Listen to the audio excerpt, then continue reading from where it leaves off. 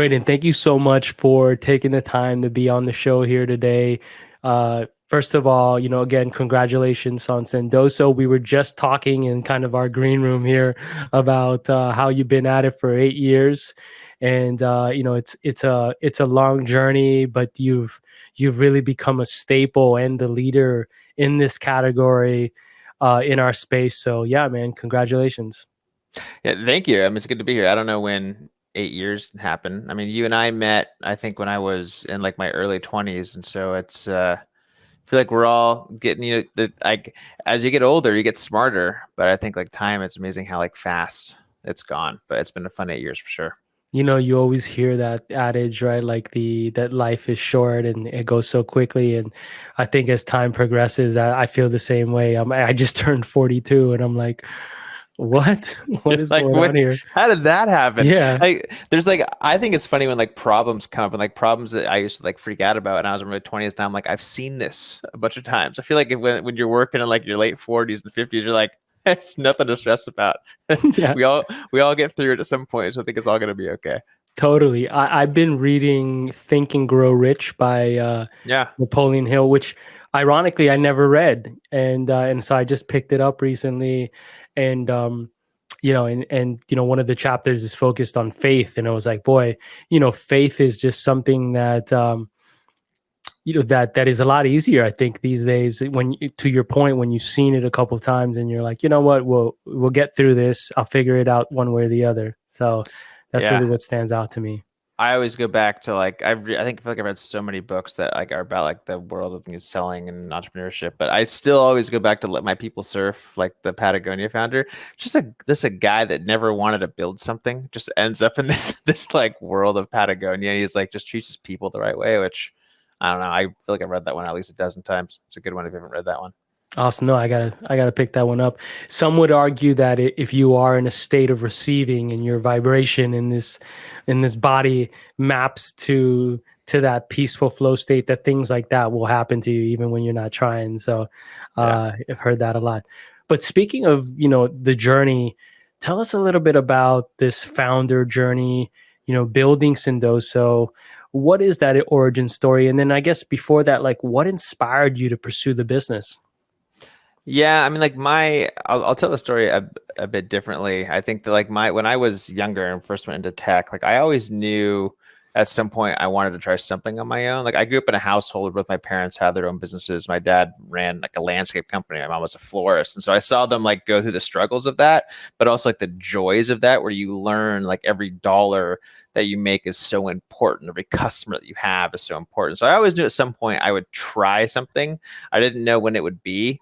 And then Chris, my co-founder, I met when I was in college, and him and I stayed in, buddies as we were both going through like the ranks of being an SDR, being an AE.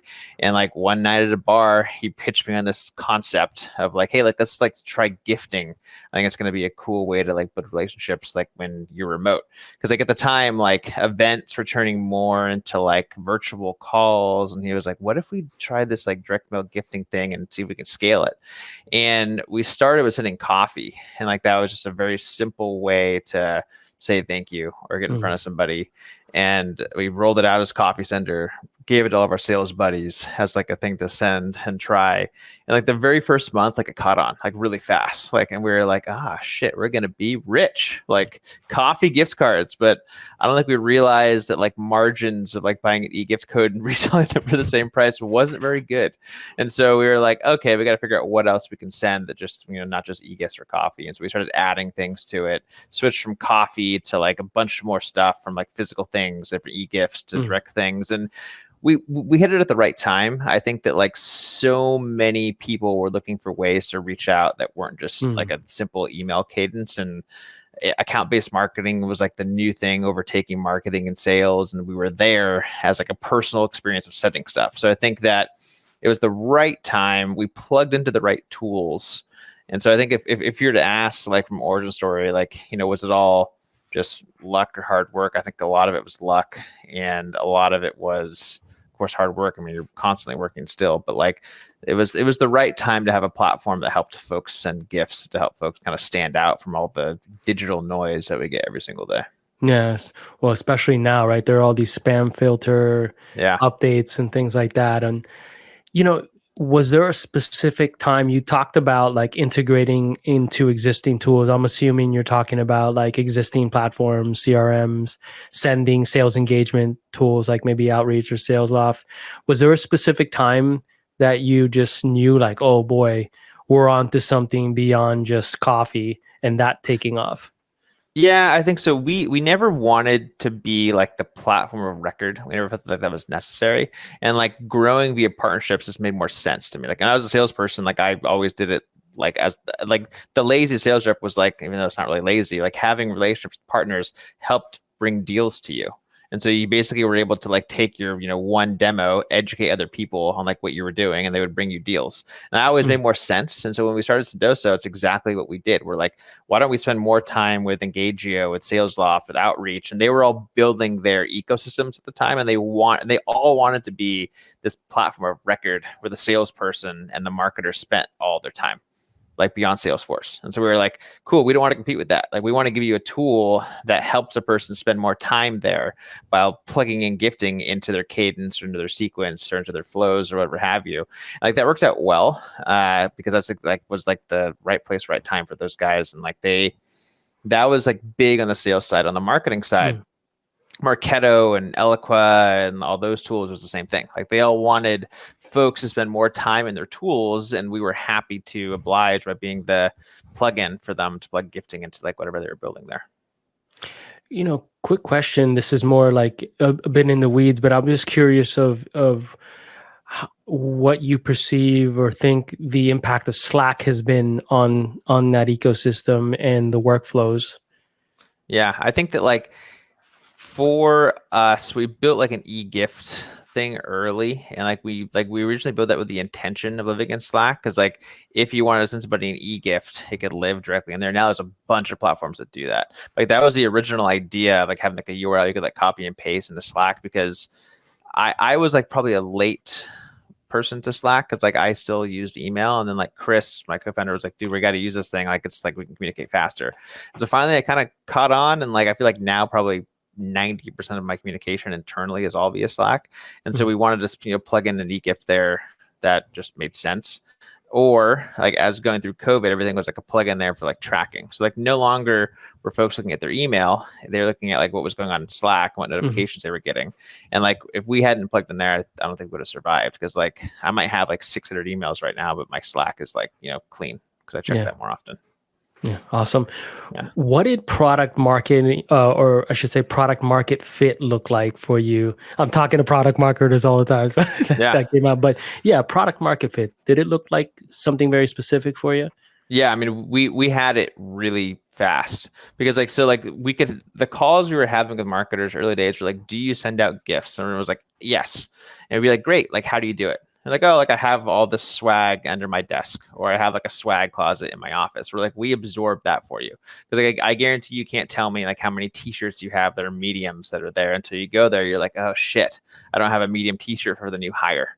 Or I don't have a medium t-shirt for like this customer that's here. I want to give him Mm. like some swag. And like none of that was possible. And that was like really early. We could be like, cool, give us that stuff, we'll help you never run out of swag, so you can always send stuff around. And then on top of that, we started asking questions like, hey, like, do you do holiday gifts? And I'm sure everyone gets holiday gifts this time of year, where it's like something simple like a popcorn or whatever have you from like a big customer you're working with, or somebody's trying to sell you. And like those holiday gifts everyone sends, but no one could track them. Everyone's like, yeah, like I send stuff out, but like I don't know like what they do. Like so we'd ask, like, did that help you last year? Like, did you get any thank you emails? No one could answer those questions. So Mm. we had product market fit really fast. I guess folks are like, I want to track that. And this was the time like 2017, 2016, 2017, like where like folks are like CROs and marketers are like, I need to prove ROI, and I can't prove ROI on direct mail or on gifting at all. And like Mm. we were like, we'll help you prove that, because like you can look at banner ads, you can look at your webinars, your SDRs, but no one could do the direct mail channel, which is like when we came in being like, hey, like let us help you, tell you exactly what the gift that you sent, how that helped move the deal along. Was that just like deep integrations Yep. to their existing stack and just kind of figuring out that? Yeah, those super deep integrations. I think there's a real mix between companies as to how good they are with attribution. I think that like some could like go down to like every dollar they spend, they know like exactly what it's doing for them. Other ones are more like, yeah, like we send some emails, we do some gifting, we do some banner ad stuff, we do a webinar here or there, we do an event. They can't really tell like what got them to close the Hmm. deal. They're just doing everything. I think that like as we've gone through it the last couple of years, also with going through like changes in tech, like if you can't prove that you're helping deals close by Hmm. your software, by your tool, then you're cut. And so like that was one of those things that I mean, even us, like we cut stuff that we can't prove is helping us actually add dollars to the bottom line. Yeah. So that was super important to understand how that worked and to help our customers like kind of understand how it worked too. And was there something specific that stood out as you were trying to kind of figure out your pricing model? I mean, pricing, as you know, is like, boy, it's a real iterative process. I think a lot of people underestimate what it's really like. Like, how did you figure that out? I mean, the honest story is, there we just threw a number out of the air. We were like, I remember the first deal I sold was for the company, and Chris would argue that he sold the first deal, but he didn't. It was me, and like I remember, like it was like either like, how much is this? We're like, it's $200 a month, times 12, so $2,400 a year, and unlimited users, unlimited support. Like, just sign the contract. And they're like, oh man, awesome, sounds good. So we like that was like our first couple deals, Yeah. and then we hired a like head of finance early. Her name was Michelle, and she came in and she was like, hey, like you guys are selling this far too cheap. Like, you're absorbing a swag closet. You're like, you have warehousing. Like, let's add a zero to the end of this pricing and make it 24,000 a year.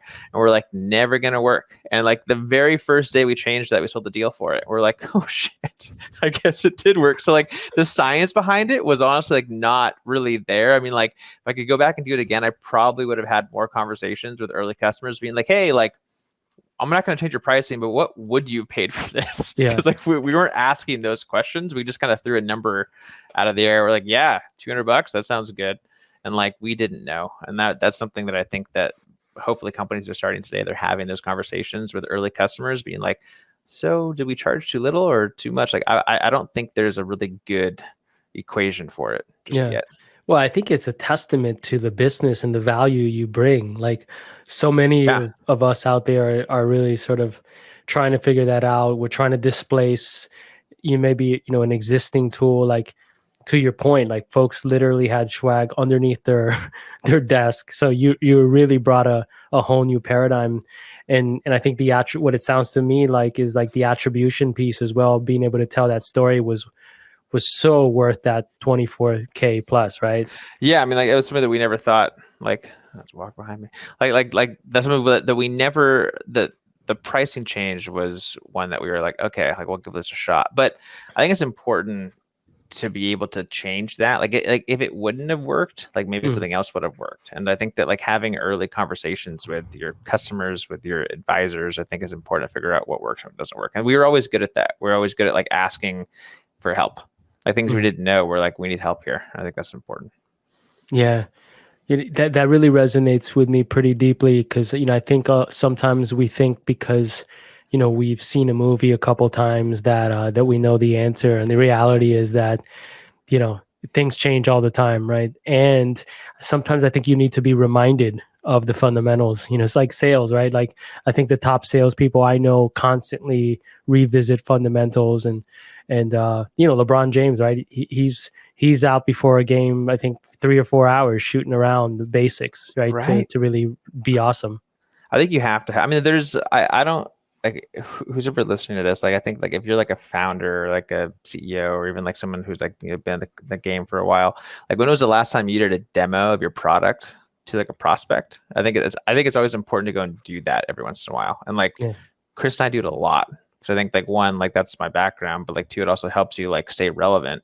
And like there might be things that your front line sees every day that like haven't gotten back to you, that you need to be like, oh, like those are easy fixes. Like that's why this is a problem. And so I think that run a demo to a prospect is just important to just do every once in a while. Yeah. Well, speaking of prospects, boy, and you alluded to this a bit ago of just kind of what we've been going through as a category, as an industry. If you were to think about advice you would give sales and marketing leaders, let's just say go-to-market leaders around demand gen strategies going into 2024, any sort of things that you would highlight? I think the biggest one is that like at least what we've seen is like the volume of demos and asks. Like yes, it's slowed down from like when things were crazy, but like it hasn't slowed down a ton. I think what we have is we have a lot of folks that are like tire kickers that like want to have a software or want to have a tool that helps them with something, but what ends up happening is they get to a point where they're like, yeah, hey, this sounds great. You negotiate a number, you forget a price, and then they go to finance. Finance like, no, like you don't have any budget or authority for this, and like it's not going to happen. And it used to be like every department had some money they could spend on stuff, but that's gone. So like if you're not training your sales team on how to have conversations internally with how to help that prospect or that person, like that champion internally, of how to go and talk to finance, like how to sell a deal internally, then like it's never going to work. Like you need to be able to educate them on when they walk into their boss's office or have a Zoom call with like their financial person, like the 4 reasons why they need this and how they can prove ROI on it. And like the first 30, 60, 90 day plan, if you will, like this like new tool they're going to buy. And if you can't do that as like an AE or as an SDR or as a go-to-market person, then you're not going to win the deal. You're going to do a lot of demos, but like they're not going to convert to close deals. I think it's like my number 1 piece of advice. My second one is stop demoing with sales decks. I hate sales decks. I think that like people want to see your software, they want to see your tool, and like they want to see it in real time. They don't want to see demo portals. At least with me, like if you're going to demo me, I want to see how you're using your own tool, and like that's important. Like be real on it. Don't show me dummy data. I want to see real stuff in there, how it works, how it processes, and like I think to me, like the reps that demo me and like they're able to walk through everything and how they're using it internally, it just seems like I'm like, okay, I can see how this applies internally here. Like it's a simple thing that follow me as the prospect. Don't walk me through your value. If I'm on the phone with you, already know your value. I already am interested. So like show me how it works, how it functions. This is my second one. This is good. I'm trying to think my third one. That's like my third piece of advice. When it comes to like who you target, like be okay like to adjust there. Like just don't sell tech. If you're only selling tech, that's scary. I think you also need to be able to figure out like, hey, like can we fit this in manufacturing? Can we fit this into auto, like the other industries, and change your pitch there. You need to have like almost a Swiss Army knife of like a sales rep or a product marketer where they can like change what you're selling to different markets. It's going to help. It's also going to help in terms of like build pipe. Those are my 3 off the top of my head. I don't know. Do you have Hopefully any? helpful. No, I thought those were awesome. They really resonate with me, especially the first one, right? Because I think the top salespeople that I've ever worked with or coached or even just when I was carrying a bag, I think they have a knack for that, or they understand that they can really get in there and understand every possible objection at every possible level and can speak the CFO language. But I think for as long as you can, I can certainly remember, that's not all sales reps. A lot of them were just kind of coming in there, slanging some demos and going, yeah, this is great. Throwing some buzzwords around. So really digging in deep, I think is a requirement. That's why I've always said that you now have to be like the expert, right? You can't just be a nice guy or gal, right? Like you can't just buy beers. Yes, I think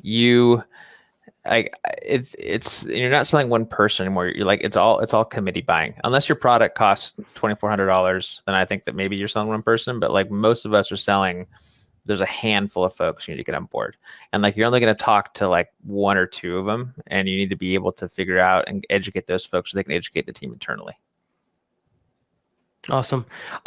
Let's talk a little bit about alignment between sales and marketing, because I think that's something that y'all have done really, really well. I mean, even the way you were describing kind of hitting product market fit, you spoke to the ecosystem within the sales tools and diving in there, but then you all on the sales side, right? But then on the marketing side also, the ecosystem and tools integrations within the marketing stack.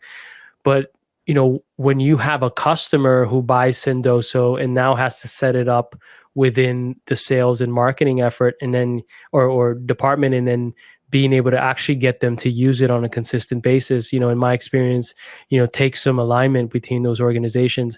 Any sort of tips that you've seen or advice that you would give around best practices that you've seen some of the like most successful sales and marketing teams and what they do to really align across the board, right? Yeah, I think that like marketing and sales have always had like a rocky relationship. I think that that's good. I think it's good to have like to understand you both have a number you're trying to hit. Uh, the most successful ones are marketing is doing a very good job of air cover.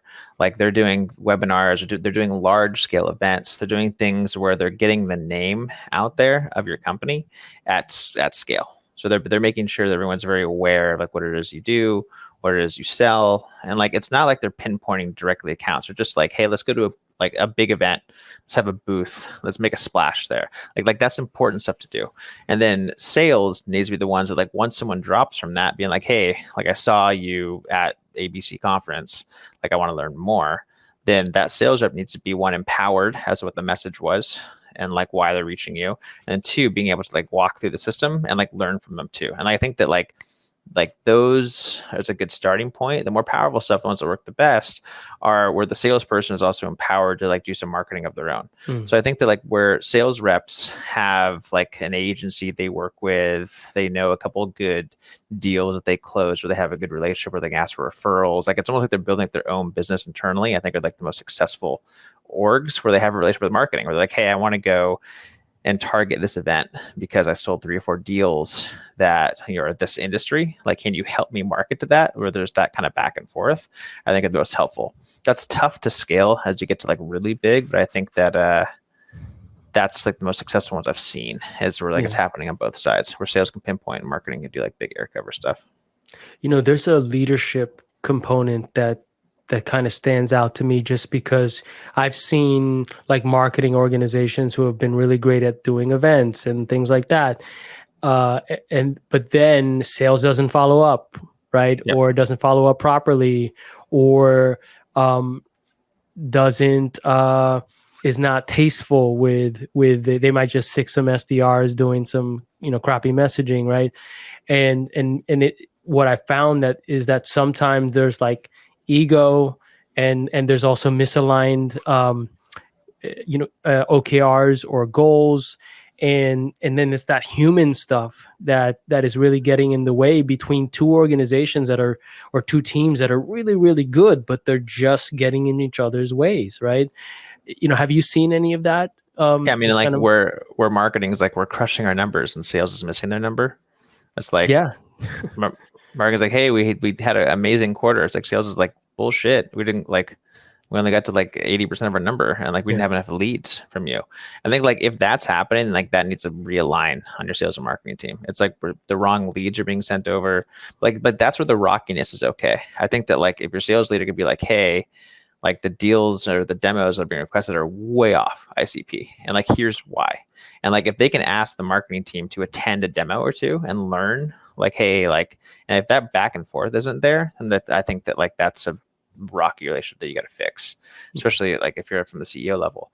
I think like if your marketing person hasn't attended a demo, if they haven't been in a community of like your customers and seen what's going on, then I think like that's, you got to fix that immediately. Like that's what we have is like our marketing person is in a massive community with other marketers, like not to talk about Sendoso, but more to learn like maybe what things like don't they like, or like what challenges are they having.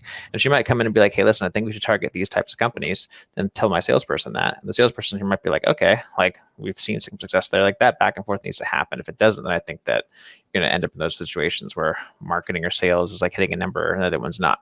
And like they both need to hit in order to be successful. Yeah. Amen. And I think the remote work environment has For created sure. dynamics, right? Like we used to all be in a room, and it was like, think about the meetings before. Like right Yeah. now I could have been texting, right, this whole time, right? Yeah. And I think that's one thing like that we as organizations now that are remote first or mostly remote, we have to nail. We really have to figure out ways to work in these new ways that will help alignment, help focus and concentration. And we frankly didn't have to worry about that in the Right. past when we were all in the same room. Man, I do, as like being like an SDR, like not being able to like make fun of the guy behind you when he screws up on a phone call or something. Yeah, Like, right. I'd be rough right now to like. I think that like Gong has helped, but like you got to like go listen to calls there. Just like it's not as effective. I don't think.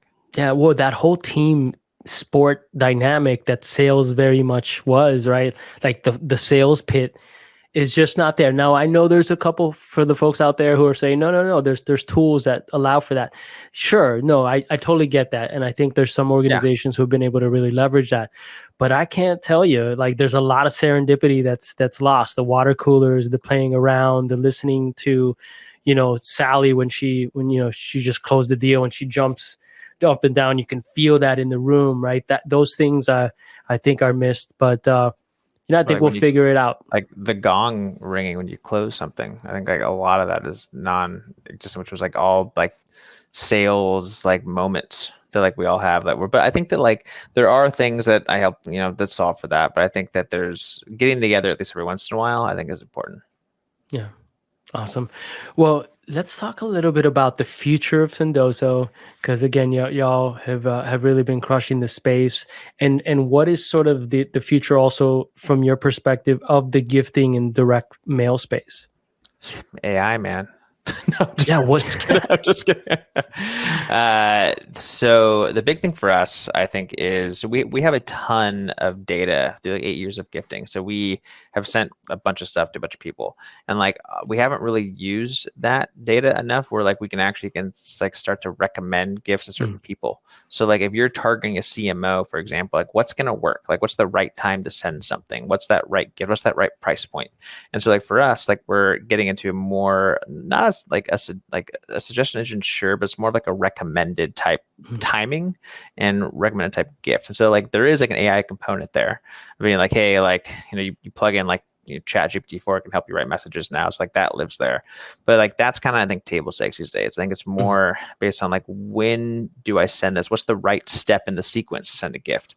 And like that's this data that we can use and leverage with our partners and with our customers that we've just started to just scratch the surface of. So that's a big one. The next one is like folks want like more localized, personalized gifts. So like the Starbucks gift card is okay, but folks want to go to their local spot next door. And so how can we get like those folks to have e-gifts?